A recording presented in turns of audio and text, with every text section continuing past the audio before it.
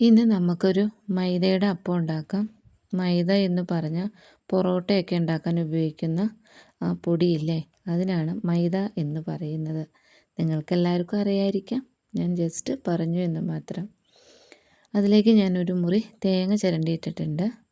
നിങ്ങൾക്ക് ആവശ്യത്തിനുള്ള തേങ്ങ എടുക്കാം. ഞാൻ എടുത്ത പൊടിക്ക് ആവശ്യത്തിന് തേങ്ങ ഞാൻ ചിരണ്ടിയിട്ടിട്ടുണ്ട്.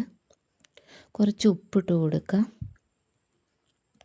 എന്നിട്ട് ഇതൊന്ന് നനച്ചെടുക്കണം. നനച്ചെന്ന് വെച്ചാൽ നമുക്ക് ഒരപ്പത്തിൻ്റെയൊക്കെ പാകത്തിന് ഇന്ന് കുഴച്ചെടുക്കണം. ആവശ്യത്തിന് കുറേശ്ശെ വെള്ളം ഒഴിച്ചിട്ട് ഞാൻ ഈ വിസ്ക് വെച്ചിട്ടാട്ടോ ഒന്ന് കുഴച്ചെടുക്കണത്.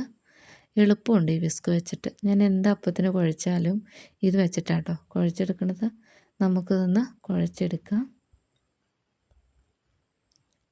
ഞാനിതെല്ലാം റെഡിയാക്കി എടുത്തിട്ടുണ്ട്, കുഴച്ചെടുത്തിട്ടുണ്ട്. ഇതുപോലെ കോരി ഊറ്റാൻ പാകത്തിനായിട്ട് ഞാനിത് കുഴച്ചെടുത്തിട്ടുണ്ട്.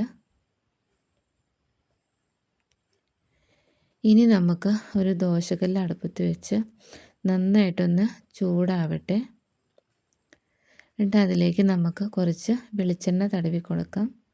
വെളിച്ചെണ്ണ തന്നെ തേക്കണം കേട്ടോ, എന്നാലാണ് ടേസ്റ്റുള്ളൂ.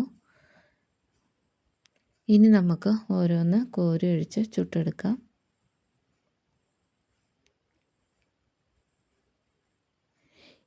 ഇനി ഇതിൻ്റെ മുകളിലേക്ക് കുറച്ച് വെളിച്ചെണ്ണ തൂവി കൊടുക്കണം. ഇത് മൂടി വെച്ച് വേവിക്കേണ്ട ആവശ്യമില്ല കേട്ടോ, ഇങ്ങനെ തന്നെ വേവിച്ചാൽ മതി. നമുക്കിതൊന്ന് രണ്ട് പുറവും ഒന്ന് വേവിച്ചെടുക്കാം.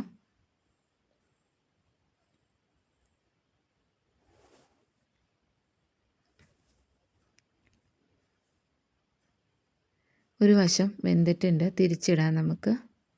അങ്ങനെ തിരിച്ചും മറിച്ചിട്ടൊന്ന് വേവിച്ചെടുക്കണം കേട്ടോ.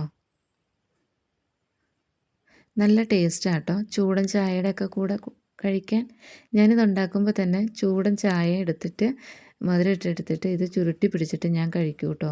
എനിക്ക് ഭയങ്കര ഇഷ്ടമാണ് അങ്ങനെ കഴിക്കുന്നത്. അപ്പോൾ നമ്മൾ അപ്പം ചുട്ടെടുത്തിട്ടുണ്ട്. രുചികരമായ ഈ മൈദയുടെ അപ്പം നിങ്ങൾ ഒരു തവണയെങ്കിലും ഒന്ന് ഉണ്ടാക്കി നോക്കണം.